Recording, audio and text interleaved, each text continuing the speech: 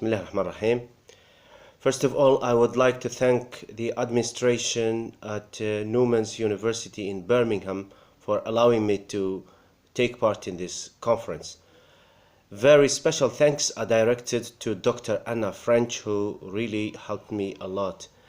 I would like to talk about the Reformation in the context of Muslim decline in Al-Andalus. I would say that no doubt Andalusian history is above all part of European history, and the fall of Al-Andalus had serious repercussions on Europe.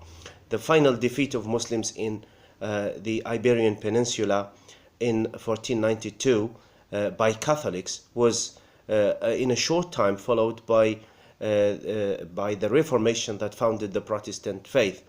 The victory over Muslims by Catholics would have meant glory and triumph for Catholicism.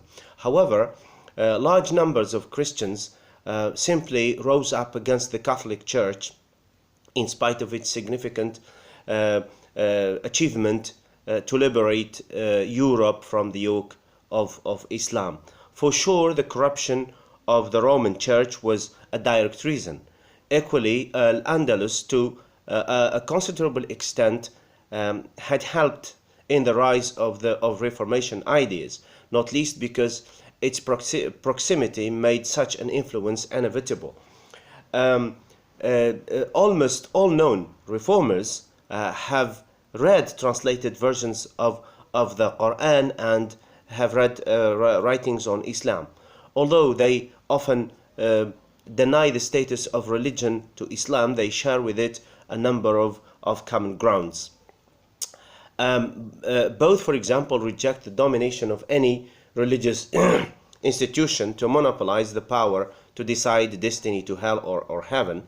Both claim the right to free access to original reference texts. Islam and Protestantism refuse intermediaries between God and his subjects.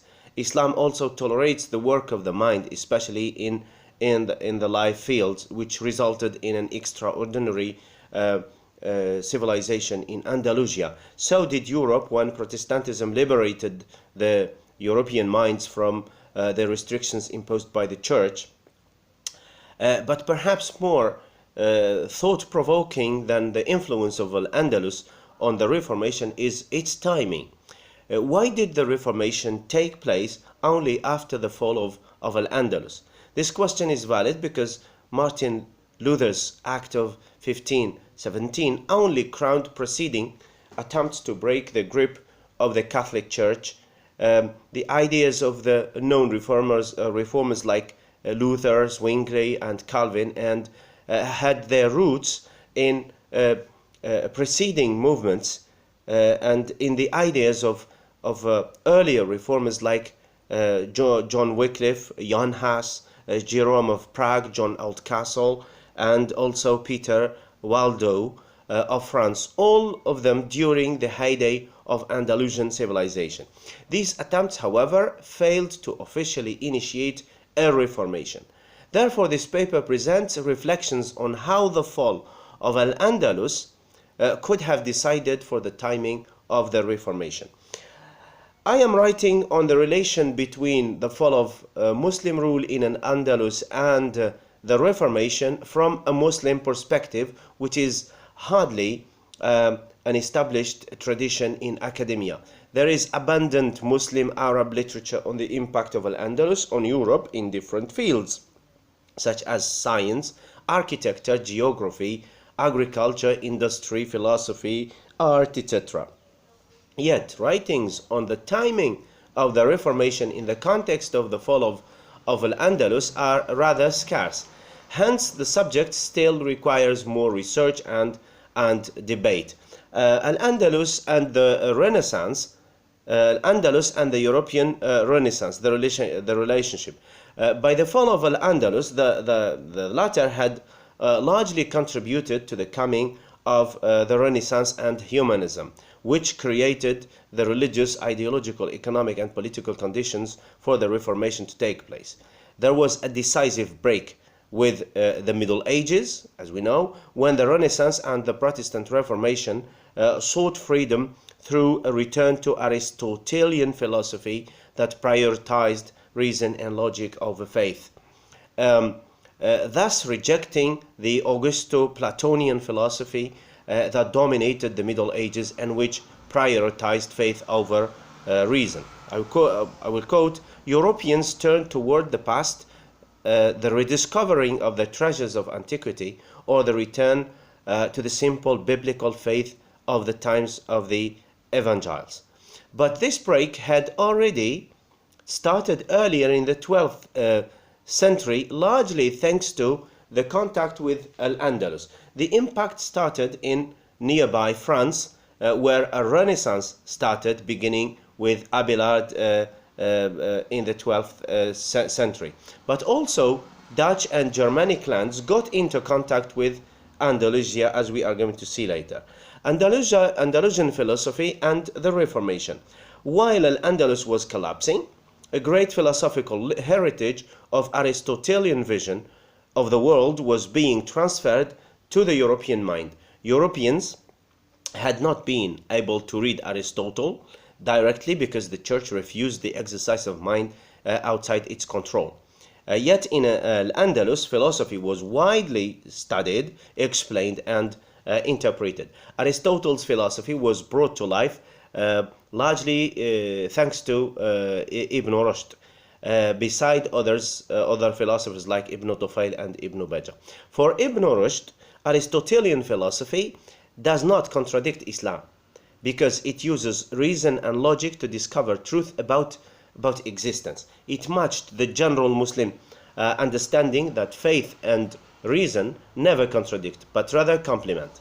Allah in the Quran frequently urges Muslims to employ reason and logic to find truth that would strengthen their faith and to strengthen their faith. God thus addresses his people directly without intermediaries, and hence does not need such intermediaries, and can be near to his created human beings to forgive or punish by his own. European thinkers inside the religious institution or outside it were able to read Aristotelian philosophy through the translation of Ibn Rushd's explanations. Then Europeans developed the doctrine of Averroism that swept European universities. Such a tradition of using reason and logic to approach religion that totally contradicted the official teachings of the Catholic Church seduced a number of protest Christian movements. Thomism is perhaps the first Christian movement to claim Ibn Rushd views. Other movements like those of Jerome and Jan Hus could also relate to Aristotelian thinking. The role of the Jews before and after the fall of Al-Andalus. The Jews had served Europe a great deal thanks to the translation of a variety of Andalusian books, particularly in Toledo. Pioneer translators like Musa ibn Taybun and Samuel ibn Taybun translated works in several fields, including Ibn Rushd's philosophy. Contact between Jews and Germania, the future cradle of the Reformation, had started earlier when King Philip of Bavaria had sent a delegation to Cordoba in order to discover its culture and its different life activities. Frederick II of Germania in the 12th century also encouraged Jewish translators like Suleiman ibn Yahuda of Toledo, also Scott Michael and Ibn Yaqub Abi Maryam, to transfer philosophy from Arabic to Hebrew and Latin. After the fall of Andalusia, Jews like Muslims faced a Catholic oppression that led many of them to escape to North Africa, but more importantly to North and Central Europe, like the Netherlands and Germanic lands, carrying with them, obviously, an enlightened Andalusian culture based on the use of reason and logic to approach life and religion.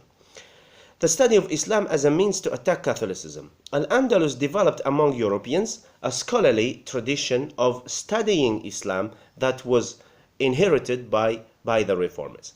The tradition of criticizing religion on the basis of reason and logic that was adopted by Reformers as a means to attack Catholicism. The Catholic Church had monopolized the information about Islam and Islamic culture, seeing them as heresy. At first, Islam was studied as an enemy religion that had to be destroyed. Then more objective studies appeared. In most, studying Islam was initiated by, I quote, by scholars or theologians originating from Spain with enough knowledge of Muslim religion, language, and culture. But it later spread to other parts of Europe. Examples of theologians from the 12th and the 13th centuries who sought to gather information on all aspects of the Muslim doctrine and life include Pierre Alfonso, who wrote Dialogus, Peter the Venerable writing Contra Saracenas, and also writing Corpus of Toledo, also Mark of Toledo, and Raymond Lull, and Ricoldo da Monte. This move to get knowledge of Islam outside the church control was to have its impact in generating the Reformation. Some writers talk about a transfer of heresy from Islam to Christianity. In the words of Martin Molzo, a certain constellation of ideas from one cultural context is often reconstituted from a completely different way in another. Arrogance of the Catholics after the fall of Al-Andalus. The intellectual religious awakening in Europe could have remained confined to reduced circles of theologians or priests, but the great Catholic arrogance that followed the fall of Al-Andalus stimulated widespread popular wrath. The project of the Great Cathedral of Rome, indulgences, and the exaggerated taxes expressed an unparalleled spirit of Catholic paranoia never seen before. The fall of Al-Andalus placed the anti-Catholic theologians directly face to face with the church and its political power. Both the Pope and Spain expected the rest of Europeans to subdue, because now the church had enough time and effort to turn to Christianity, to Christianity's own heretics. The church and Spain appeared determined to employ the Inquisition courts against its Christian opponents, like they did against the Jews and Muslims in Andalusia. The reformers denounced these Inquisition courts, which were in fact an important factor leading to popular hatred against the church and the Spanish Empire. Spain quickly invaded the Dutch, only to confirm their readiness to crush their opponents. The fall of Al-Andalus and the transfer of heresy. Earlier reformers studied Islam in order to attack Catholicism. John Wycliffe attacked the corruption of the Roman Church through an attack against Islam. Roger Bacon also studied Islam and reached that Christianity failed because it sought to dominate rather than convert peoples. However, after the fall of Al-Andalus, attacks against Catholicism became widely popular, and anti-Catholic theologians had no escape but to directly confront with the Roman Church. The transfer of religious criticism to the realm of Christianity took place at the hands of theologians like Michael Servetus, who, being a Spaniard, was in direct intellectual contact with Andalusian Muslim heritage. Servetus visited Rome and was actually shocked by the worldly pomp of the papacy. Then he met with leaders of the Reformation, including Martin Bucer and Johannes Acolampadius. All of the known leaders of the Reformation followed the tradition of talking about Islam in the course of their attacks against the Catholic Church. Martin Luther attacked Islam and Muslims, but seems less critical of the Muslims than he is of the Pope or even the Jews. He also took note of the Muslims of the similarities between Islam and Protestantism. John Calvin, in his turn, rejects both Islam and Catholicism, and he states, just as much as Muhammad says that his Quran is sovereign wisdom, the Pope does so as well. Zwingli considered Islam to be a Christian heresy and punishment from God against Christians. He said, God, is thus doing this now through the present Turkish tribulation, which he is unleashing upon all Christians for their own good. Heinrich Bullinger sees that Islam and Catholicism share the same corruption, although he admits Islam accepted to sweep away from Christ more or less half of his kingdom. The fall of Al-Andalus and Catholics' monopoly over the world riches. Following the fall of Al-Andalus, the way cleared to the Iberians, whom the Pope granted a monopoly of exploration and trade in the world, apparently as a reward for their efforts and success to liberate Christian Europe from the yoke of Islamism.